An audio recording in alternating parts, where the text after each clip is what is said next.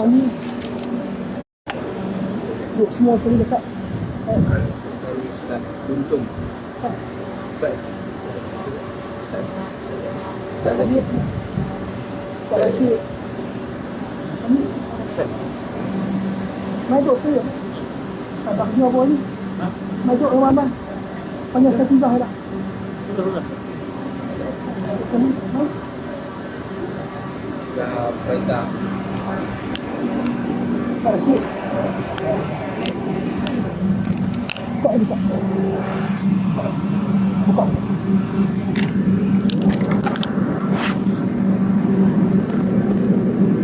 Ustaz. Salam. Salam. Mai duduk. Ustaz Rashid.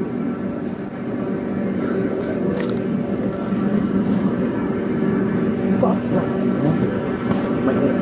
Assalamualaikum warahmatullahi wabarakatuh.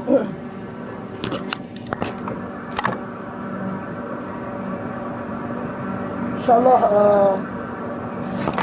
malam ni insyaAllah lepas daripada Isyak kita akan ada taklimat perjalanan untuk ke Arafah esok yang akan diterangkan yang akan disampaikan oleh Ustaz Wan Muhammad.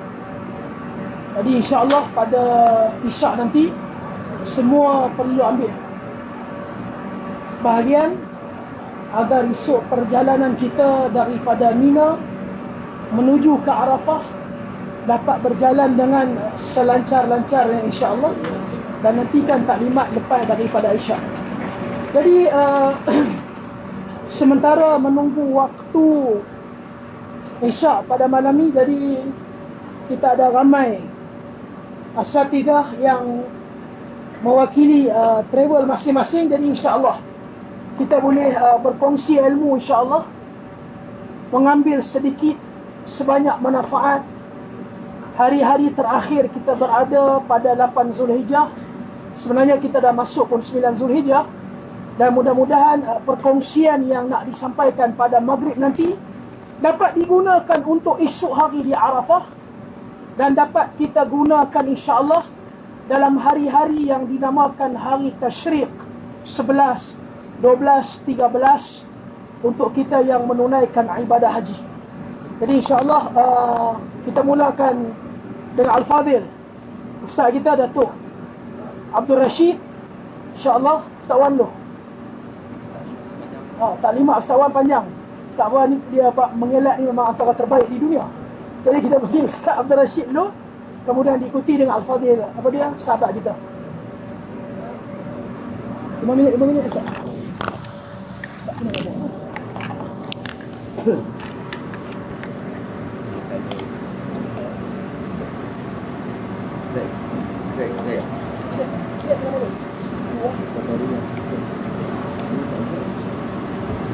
Assalamualaikum.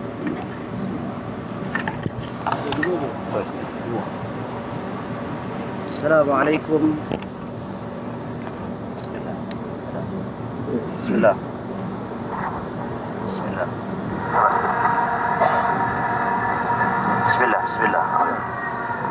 Bismillahirrahmanirrahim. Assalamualaikum warahmatullahi wabarakatuh.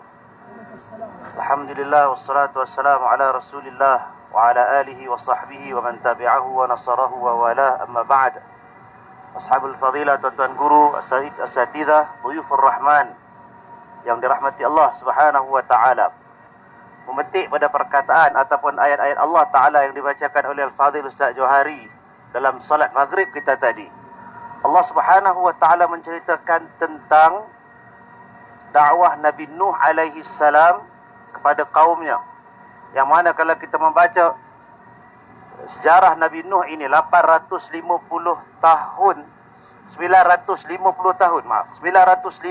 tahun dakwahnya, hanya 80 orang yang mengikuti.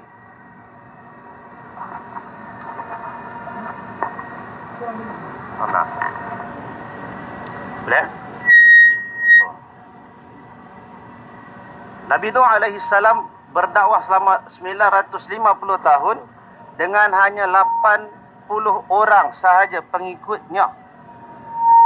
Bayangkan umur, kalau kita buat average, setahun berapa orang yang ikut, 100 tahun berapa orang yang ikut Nabi Nuh alaihi salam.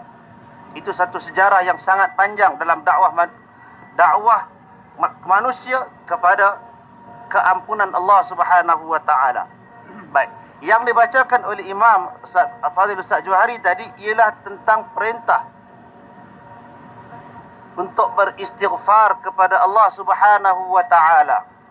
Faqultu astaghfiru rabbakum innahu kana ghaffara. Aku berkata, mintalah keampunan daripada Tuhanmu kerana sesungguhnya Dia Maha Pengampun. Lepas daripada ayat itu, Allah Subhanahu wa taala turunkan dalam bentuk jawab kepada tindakan, jawab kepada arahan.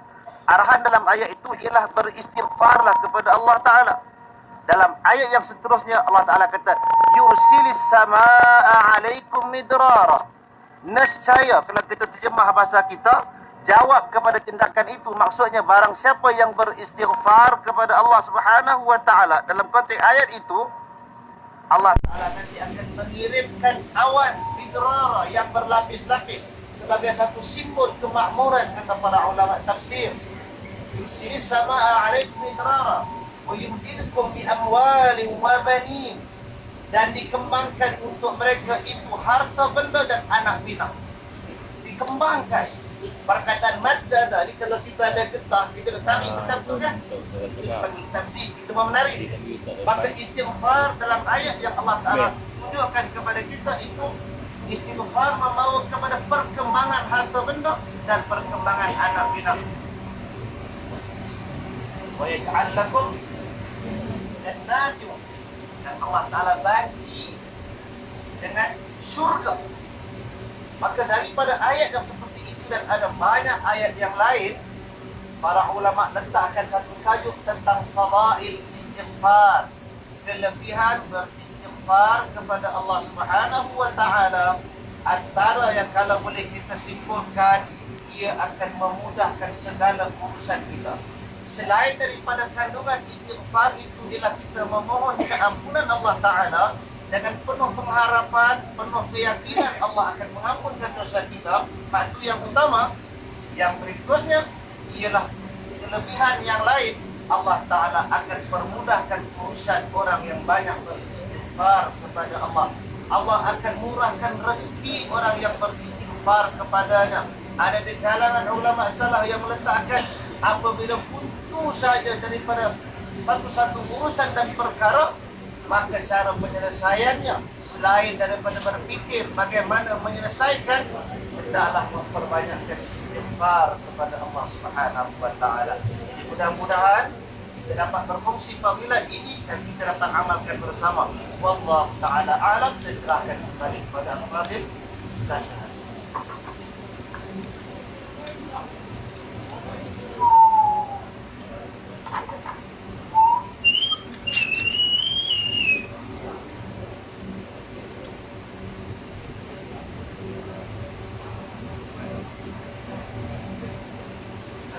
Bismillahirrahmanirrahim.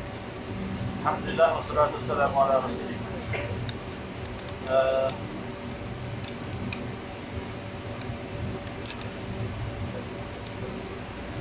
Terima kasih sama-sama Alhamdulillah. Seterusnya para jemaah yang dikasihi Allah SWT. Alhamdulillah. Kita dah sampai tuan. Kita dah masuklah maghrib ni. Waktu yang ditunggu-tunggu. Kalau Ramadan kita cari-cari di 10 kan. Ini dah sampai dah. Dah sampai dah. Esok dan tu lepas Zuhur insyaAllah. Standby semua. Tarikahnya ada juga yang katakan maknanya ialah bersiap sedia untuk merancang doa apa yang kita nak bawa ni. Ada juga maknanya macam itu. Jadi pada itulah sekarang ni kita sepatutnya memang dah standby dah. Doa apa yang kita nak forward, yang kita nak sampaikan dan kita nak bawa. Begitulah juga doa-doa daripada sahabat-sahabat kita sampai semua. Itu semua adalah ada haknya yang kita kena tunaikan. Jadi kat sini anda nak cadang satu doa tambahan. Doa tambahan. Apa dia? Sebelum tu kita nak cerita sikit pasal betapalah kita ni selalu sangat dengan perkara-perkara yang segera, jumpa perkara-perkara yang dah siap, ataupun dengan kenderaan pun kenderaan kita yang dah auto. Kalau minum kopi pun 3 in 1, Maggi pun dah siap. Sedang kita semua segeralah. Masalahnya dia menyerap tuan-tuan. Dia menyerap sampai ke ibadat. Masalah. Apa berlaku? Solat kita pun jadi auto lah. Solat kita pun auto. Sembayang ni bukan kita perasan pun. Mana Fatihah ke mana, mana bacaan dalam solat ke mana. Auto semua sembahyang kita ni. Apatah lagi kalau kita berjemaah. Imam dia dah tiba-tiba. Imam kurang dekat. Kita pun dah sadar. Jadi ini ada satu perkara yang bahaya tuan-tuan. Ada perkara yang bahaya bila meresapnya auto-auto ni semua dalam kehidupan kita sampailah kepada ibadat. Jadi anda nak sarankan ke sini, ke anda sendiri, sama-sama kita minta Allah SWT supaya kita kembali pada agama dengan sebaik-baiknya. Kerana kita tahu raditu billahi rabban wa bil islami dinan wa bi Muhammadin nabiyyan wa rasulah. Pegang tuan-tuan. Ulang-ulang nanti. Dia ulang-ulang supaya kita kembali kuat, kita kembali kepada dengan agama ini. Rasul amri Islam. Wa ubuduhu as-salat. Wa dirwatu sanamihi al-jihad. Itu 3 perkara, 3 asas. Punca pada untuk semua perkara adalah Islam. Tiangnya apa? Tiangnya solat. Kemudiannya apa? Jihad. Jadi solat kita ni memang dah dibagi tahu dah. Dia adalah tiang roboh-roboh. Jadi tuan-tuan, jangan pakai kita punya maklumat masa zaman sekolah rendah sekolah menengah. Upgrade tuan-tuan. Update pasti yang power. Dan kalau kita sekarang punya mengaji macam mana nak memahami baca macam dalam Al-Quran. Ya, itulah dia. Usaha mesti usaha. Sampai bila-bila? Sampai bila? Sampai mati. Saya pastikan itu usaha kita.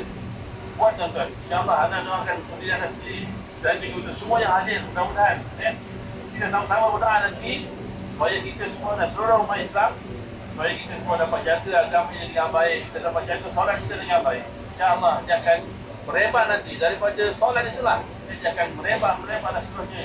Kita akan kembali kuat, kita akan kembali cantik solat kita. Dan yang paling utama ialah mudah-mudahan kita semua dapat masuk syurga Allah Subhanahu wa taala insya-Allah. Allahu a'lam. Kita kali dulu kita lagi sama lain insya-Allah. Assalamualaikum warahmatullahi wabarakatuh.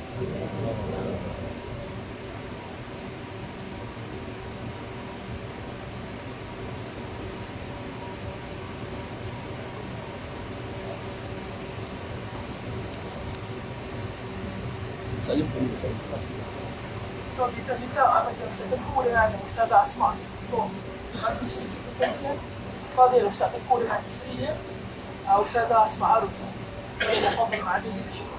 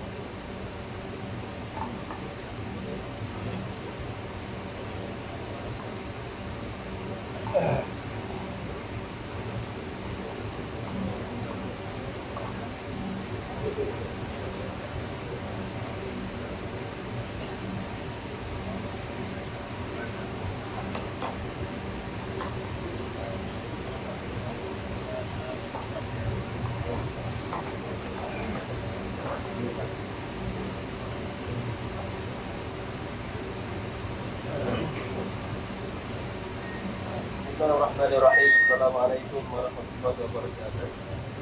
Alhamdulillah, kesyukuran kita kepada Allah Subhanahu Wa Taala yang menjadikan kita semua berkumpul pada hari ini dalam keadaan kita jangka ataupun dalam keadaan kita tidak menjangkakan kita berada di sini pada malam ini. Namun begitu, moga-moga kehadiran kita ini sebagaimana kita membesarkan dalam tasbih kita, membesarkan Allah dalam semua perkara, membebaskan kesyirikan dan kita sengajakan ataupun tidak dengan lafaz labbaik Allahumma labbaik labbaik la syarika laka labbaik innal hamda wan ni'mata laka wal mulk la syarika lak. Benar-benar kita hadam untuk kita faham sebenar-benarnya dan kita bawa dalam kehidupan kita bahawasanya pujian hanyalah untuk Allah Subhanahu Wa Taala. Kekuasaan adalah milik Allah Subhanahu Wa Taala dan fadl. Kemudian pemerintahan dan takdir yang berlaku dalam hidup kita adalah daripada Allah Subhanahu Wa Taala. Jadi insya-Allah moga-moga kita membawakan kalimah talbiyah ini dalam kehidupan kita, bukan sekadar kita ucapkan pada hari ini, tetapi kita bawa seluruh kehidupan kita sehingga kita mati, dan kita mati dengan keadaan meyakinkan bahawa Allah lah segala-galanya dalam kehidupan kita, insya-Allah. Jadi tidak boleh bercakap lama, sebab di hadapan kita ni ada ustaz-ustaz dan para alim yang hebat-hebat ilmunya. Saya bukan ustaz saja, kerja nak Islam. Tak ada ilmu, tidak belajar dalam bidang agama, namun belajar dalam bidang engineering tidak layak untuk dibilang ustaz sebenarnya. Namun itu sebagai perkongsian bersama, insya-Allah ialah perkongsian yang saya beri kongsikan adalah kita sepenuhnya bila kita kembali dengan pengorbanan yang besar kita ke sini, seharusnya pengorbanan ini berpahala. Dan kita balik, kita tidak ada rasa apa-apa, kita sama saja dan kita tidak merasai nikmatnya. Setelah kita menyerahkan diri kita dan kita bersama sepenuhnya meninggalkan semua jadi manusia, dan kita menyerahkan diri kita menunduk sepenuhnya menjadi hamba sepenuhnya ini, insya-Allah moga-moga pengorbanan ini kita berpahala. Dan moga-moga haji kita haji yang diterima oleh Allah Subhanahu Wa Taala. Allahu a'lam.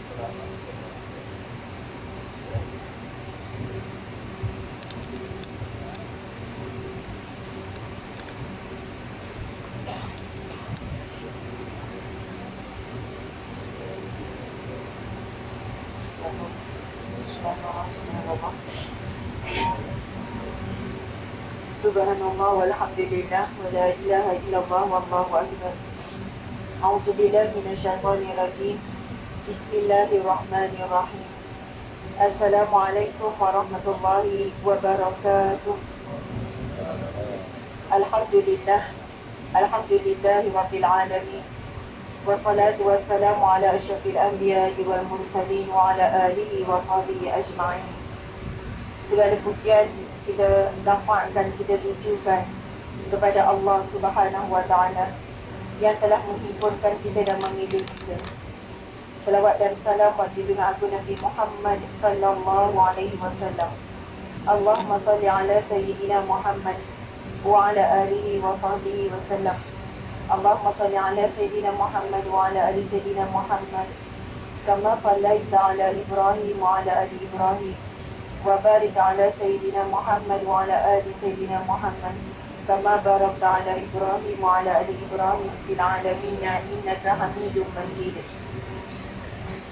Dengan segala pengorbanan, air mata, air darah, air keringat yang telah ditumpahkan oleh Rasulullah sallallahu alaihi wasallam pada sahabat, pada pejuang agama Allah, para balu, para isteri Nabi dan para isteri sahabat dan semuanya, Islam yang kita nikmati pada hari ini dengan tenang, dengan aman. Seharusnya kita perlu perjuangkan dan teruskan pengorbanan. Dan jemaah haji sebenarnya adalah golongan yang telah melakukan begitu besar pengorbanan. Dari sudut harta, dari sudut jiwa, dari sudut perasaan, emosi, fizikal, mental dan segala-galanya dikorbankan. Maka subhanallah, mudah-mudahan pengorbanan yang kita lakukan ini sesuai dengan Aidul Adha yang bakal kita sambut, iaitu hari perayaan pengorbanan. Maka masyarakat umat Islam selain daripada jemaah haji lakukan pengorbanan melalui sembelihan korban. Manakala melakukan pengorbanan dari pelbagai aspek. Jadi mudah-mudahan Allah terima pengorbanan sebagai bukti kita mencintai Allah, mencintai Rasulullah dan mencintai agama ini. Muslimin muslimat yang dihormati sekalian, Masya Allah, kita telah sampai masuk pada malam iaitu Maghrib Arafah, hari Arafah, hari yang didambakan oleh seluruh umat Islam. Mereka yang telah pergi meninggal dunia dan sudah tentu mereka yang masih hidup.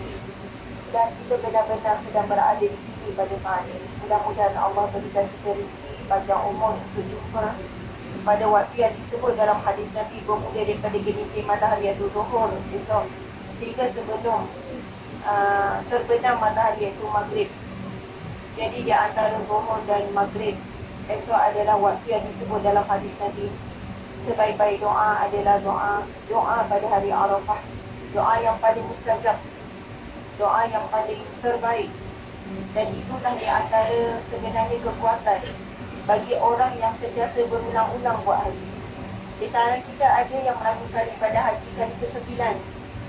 Di kalangan muslimat ni ada yang kali ke-9 buat haji. Mungkin ada yang lebih daripada itu, saya tak tahu.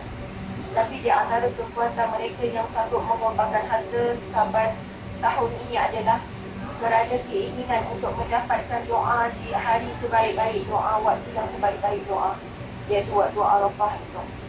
Subhanallah, muslimat. Dalam sebuah hadis yang sahih dan kita sabda, tidak ada hari yang lebih banyak Allah melepaskan hamba-hambanya daripada api neraka melainkan pada hari Arafah. Jadi sebab itu di antara doa yang boleh kita baca pada esok berulang-ulang adalah doa yang disebut oleh sahabat Nabi. Tidak ada doa yang lebih banyak yang Nabi baca melainkan antara doa yang paling banyak Nabi baca, iaitu doa yang kita semua hafal. Rabbana atina fid dunya hasanah wa fil akhirati hasanah wa qina adzabannar.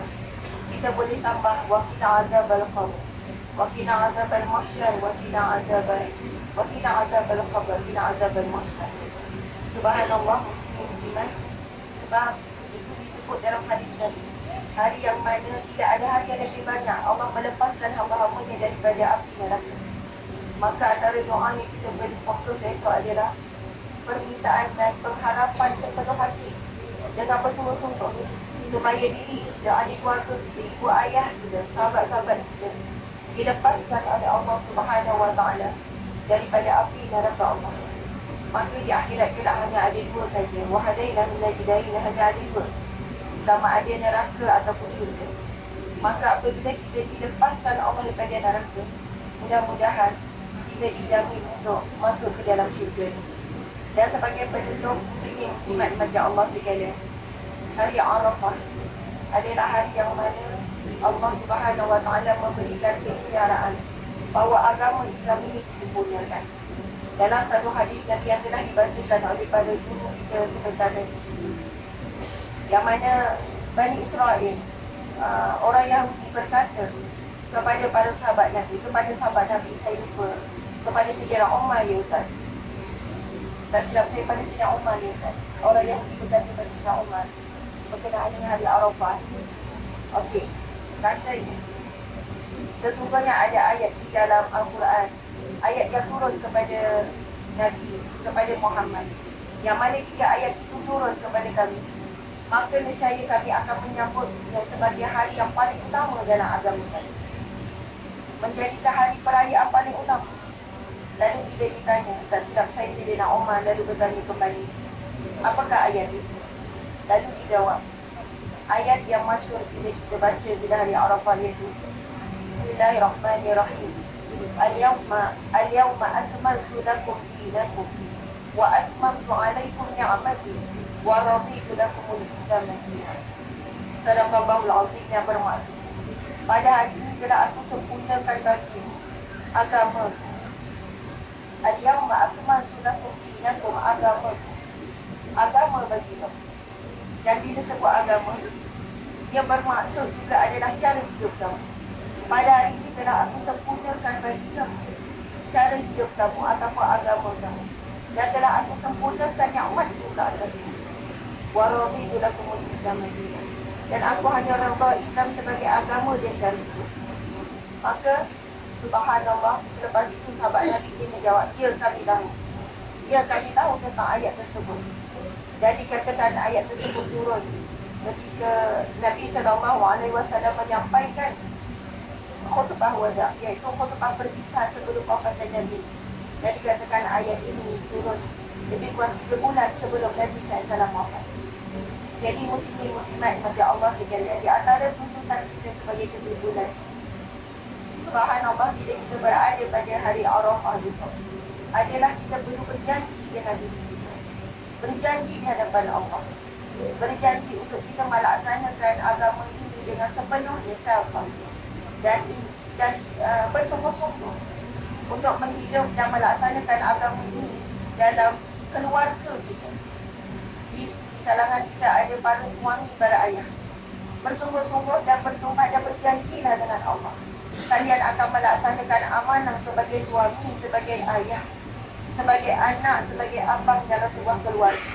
Menyebarkan agama ini dengan bersungguh-sungguh, bukan hanya cukup syarat saja, menegur dan memberi nasihat, tetapi sahabat daya dan sahabat upaya menyelamatkan ahli keluarga kalian, anfusakum wa ahlikum nar.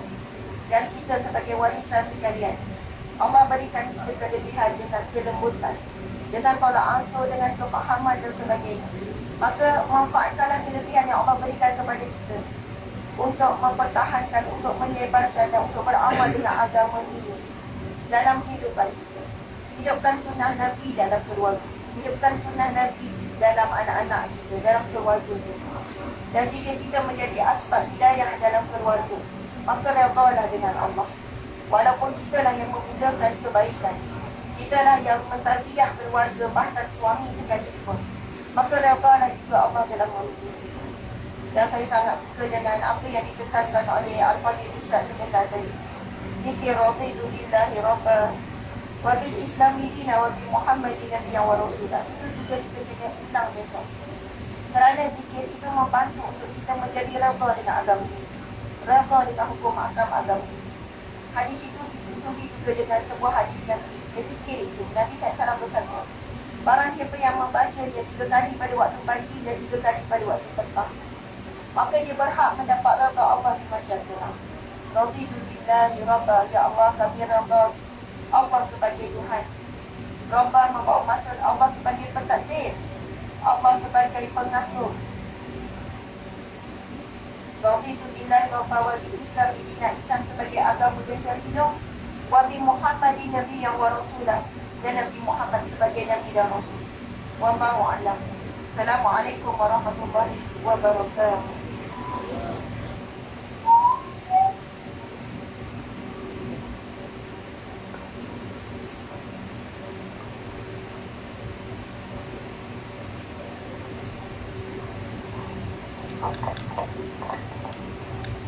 Saya sebenarnya nak sambung yang apa dia selepas asal tadi kan, yang talian hayat kita bila kita berdoa kepada Allah Jalla wa'ala, 3 benda tu, tapi nampak macam dekat Isyak. InsyaAllah saya sambung mungkin haji tahun depan insyaAllah. Takut tak sempat kan, sebab dah dekat dengan Isyak lah. Isyak apa Isyak? Ha? Oh sedap lagi. Oh mak kata saya 12 minit. Baik. Tadi kita sebut mengenai esok adalah hari untuk kita berdoa. Dan apabila esok adalah hari mustajabnya doa, ada lagi beberapa talian hayat yang kita boleh guna agar doa kita lebih mustajab untuk diterima oleh Allah Subhanahu Wa Taala. Ibarat beginilah, sebagai contoh, bulan Ramadan, hari Jumaat, kita bermusafir balik ke kampung lepas daripada petang hari, waktu pejabat pukul 5. Bayangkan pada hari itu ada banyak sebab Allah akan perkenankan doa kita. Pertama, kita nak buka puasa. Yang kedua, kita sedang bermusafir. Dan yang ketiga, hari itu pula hari Jumaat. Dan antara waktu mustajab doa ada di kalangan para ulama mengatakan lepas daripada asar sampai ke maghrib. Begitu juga esok hari Arafah. Khairat doa yaumul Arafah. Sebaik-baik doa doa pada hari yang dinamakan hari Arafah. Dan antara doa yang dibaca oleh Nabi dan juga oleh para Nabi ketika mana mereka berada di Arafah, kata Syekh Muhammad Saleh Husaini, kalau ia dijadikan sebagai zikir, diperbanyakkan dengan diulang-ulang la ilaha illallah wahdahu la syarikalah lahul mulk wa lahul hamd wa huwa ala kulli syai'in qadir. Kalau dijadikan zikir diulang-ulang keesokan hari. Tetapi kalau ia dijadikan sebagai doa, maka ia dijadikan sebagai sulaman dalam doa kita kepada Allah Jalla wa'ala. Kalau 10 malam yang terakhir, apatah lagi malam-malam yang kalau kita rasa padanya ada tanda-tanda berlakunya Lailatul Qadar, yang Nabi ajar kepada Aisyah, apa doanya? Allahumma innaka afuun tuhibbul afwa fa'fu an. Maka ia dijadikan sebagai sulaman dalam doa kita. Esok kalau kita berdoa lepas daripada zuhur, kita angkat tangan minta kepada Allah, jadikan ia sebagai sulaman. La ilaha illallah wahdahu la syarikalah lahul mulk wa lahul hamd wa huwa ala kulli syai'in qadir. Dan jadikan talian hayat kita. Tadi saya sebut antaranya ialah nama-nama Allah yang mulia. Walillahil asma'ul husna fad'uuhu biha. Allah ada 99 nama. Maka ambillah salah satu nama Allah, matchkan, padankan, sesuaikan dengan permintaan kita kepada Allah Subhanahu wa taala. Kita nak apa?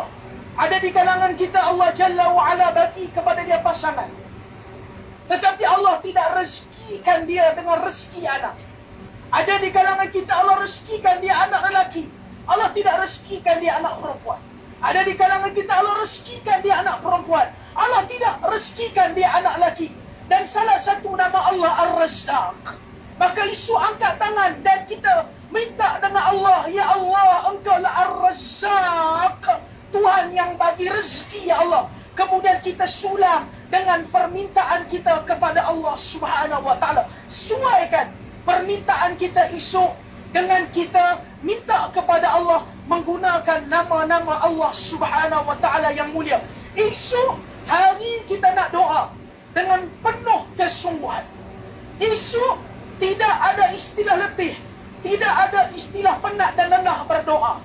Dan esok insya-Allah kalau kita doa dengan penuh kesungguhan, penuh pengharapan, Allah juga akan bersungguh untuk memperkenankan doa kita semua. Yang kedua, tawassul yang kita boleh gunakan esok, antaranya ialah jadikanlah mana-mana amalan yang kita buat yang penuh keikhlasan, hanya rahsia itu antara kita dengan Allah. Kebaikan itu yang tahu bainana wa bainallah, antara kita dan antara Allah Subhanahu wa taala. Nanti perempuan tuan-tuan boleh search mengenai cerita 3 orang lelaki yang Nabi cerita di zaman Bani Israel, yang Allah timpakan mereka dengan musibah apabila mereka berlindung di dalam satu gua, dan akhirnya ada satu batu yang jatuh daripada bukit yang tinggi tutup pintu gua tersebut. Mereka cuba sedaya upaya untuk tolak batu tersebut, langsung tidak bergerak. Dan salah seorangnya berkata, hari ini tidak ada siapa pun boleh tolong kita. Hari ini tidak ada siapa pun boleh selamatkan kita. Hari ini tidak ada siapa pun boleh bantu kita, hanya Allah Subhanahu wa ta'ala. Maka 3 orang lelaki ini mula duduk, angkat tangan. Mereka bercerita kepada Allah, mereka bertawassul kepada Allah. Amalan-amalan saleh, yang paling saleh, yang paling ikhlas yang mereka kerjakan. Yang amalan itu yang ketahui hanyalah mereka dan pencipta mereka Allah Jalla wa'ala. Maka salah seorangnya mengangkat tangan. Dia ceritakan amalan soleh yang dia lakukan kepada Allah. Batu itu mula bergerak sedikit. Yang kedua berdoa, kemudian batu itu mula bergerak sedikit. Dan yang ketiga berdoa, akhirnya mereka diselamatkan oleh Allah Subhanahu wa ta'ala. Carilah esok Amalan soleh apa paling ikhlas yang boleh kita gunakan esok untuk kita berdoa kepada Allah Subhanahu wa ta'ala? Kalau Allah, kita tidak minta pada Allah, pada siapa lagi kita nak minta? Pada siapa lagi kita nak adu? Pada siapa lagi hendak kita berintis? Dan yang ketiga, kita dibenarkan oleh Allah Jalla wa'ala dan dibenarkan oleh baginda yang mulia sallallahu alaihi wasallam.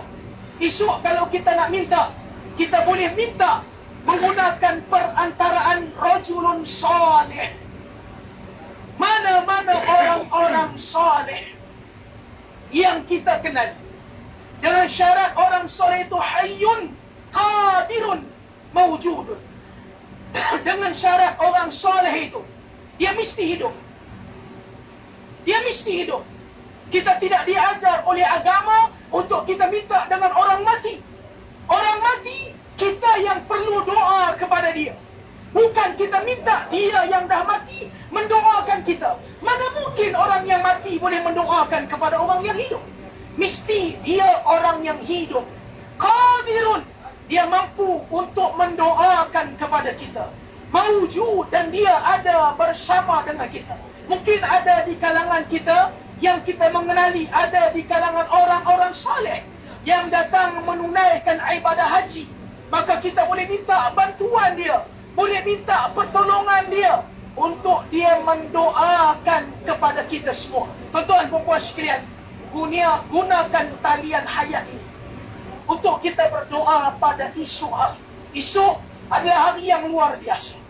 Kita akan tengok esok, lepas daripada zuhur sampailah maghrib, apatah lagi hampir maghrib, kurang lebih setengah jam, 1 jam, kita akan tengok bagaimana manusia keluar berbondong-bondong daripada khemah. Mereka mencari pot atau lokasi masing-masing, angkat tangan seolah-olah mereka tidak mahu ada apa-apa perlindungan antara mereka dengan Allah. Mereka cari tempat yang ruangnya kosong, seolah-olah mereka direct dengan Allah Subhanahu wa ta'ala. Bersungguh-sungguh berdoa keesokan hari. Ramai mana orang yang nak datang mengerjakan haji, tapi dihalang dengan berbagai halangan. Dan akhirnya hanya air mata sahaja yang mengiringi mereka. Dan kita dipilih oleh Allah. Alhamdulillah. Tiada pujian bagi Allah, tiada kesyukuran hanya bagi Allah. Jadi grablah peluang berdoa sebaik mungkin, insya-Allah pada esok hari, hari yang dinamakan hari Arafah. Insya-Allah hari ini selesai hari tarwiyah. Nanti lepas Isyak, insya-Allah Ustaz Wan Muhammad akan bagi penerangan mengenai perjalanan kita esok, bagaimana. Semua kena hadir, pasang telinga agar perjalanan kita esok berjalan lancar, kerana kita hendak pergi ke Arafah. Kemudian esok insya-Allah kita akan cerita insya-Allah apa amalan, bagaimana solat yang kita hendak lakukan di Arafah. Jadi untuk hari ini sudah selesai, alhamdulillah. Lepas daripada program penerangan taklimat pada malam ni, kita makan malam, kemudian berehatlah. Nabi suruh rehat pada malam. Malam ni tidak ada qiyamul lail, tidak ada solat malam, kerana esok kita memerlukan stamina, kita memerlukan tenaga. Oleh kerana itulah esok kita tidak disunahkan berpuasa. Yang berpuasa adalah orang yang tidak mengerjakan ibadah haji. Walaupun ganjaran puasa esok hari yukafir sanatan madiyah wa nasatan mustaqbilah, diampunkan dosa setahun yang lepas, setahun yang akan datang. Tapi orang buat haji esok adalah hari yang lebih penting, sehingga dia tidak perlu berpuasa, kerana dia memerlukan tenaga, memerlukan stamina, memerlukan kekuatan untuk menadah tangan berdoa kepada Allah Subhanahu wa ta'ala. Ada salah satu riwayat, ada banyak riwayat bercerita bagaimana kesungguhan Nabi berdoa kepada Allah. Dengar, orang yang dijamin syurga oleh Allah bersungguh-sungguh berdoa kepada Allah. Kita yang tidak ada siapa jamin syurga, bagaimana kita nak berdoa kepada Allah? Kata para sahabat dalam salah satu riwayat, Nabi mengangkat tangan berdoa pada hari Arafah. Sungguh Nabi angkat tangan sehingga kain ihram yang dipakai oleh Nabi SAW jatuh. Jatuh kain ihram. Sebelah sahaja Nabi angkat kain ihram, dan sebelah lagi tangan Nabi tetap berdoa kepada Allah. Lihat bagaimana suri tauladan kita, contoh terbaik kita. Baginda sallallahu alaihi wasallam berdoa bersungguh-sungguh, sedangkan baginda sudah dijamin syurga oleh Allah Subhanahu wa taala. Mudah-mudahan Allah Subhanahu wa taala menerima ibadah kita. Mudah-mudahan Allah Subhanahu wa taala menerima apa yang telah kita korbankan. Kalau tidak kerana Allah, kita tidak akan datang menunaikan ibadah haji. Banyak lagi lokasi, banyak lagi tempat menarik yang kita boleh habiskan duit.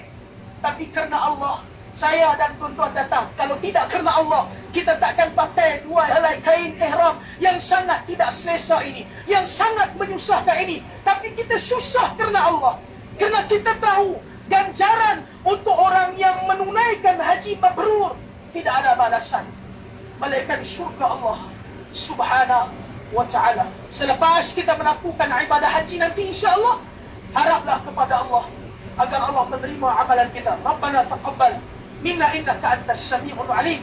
Ibrahim alaihissalam dan anak beliau Ismail setelah membina selesainya Kaabah, mereka meminta kepada Allah, Rabbana taqabbal minna, ya Allah, terimalah amalan aku ya Allah. Amalan aku dan anak-anak aku lakukan ya Allah. Innaka antas samiul alim. Kamu maha mendengar dan kamu maha mengetahui.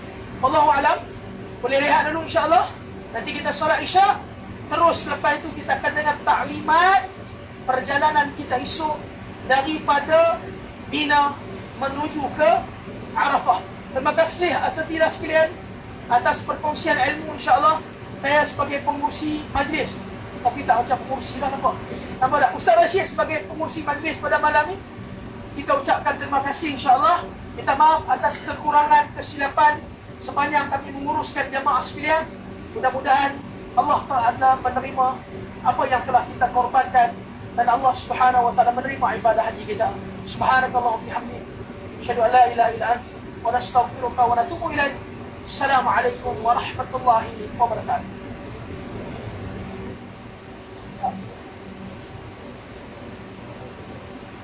Masya-Allah. Sampai di mana lah insya-Allah. Apa lagi? Apa lagi? Sewajar. Tidak mana-mana.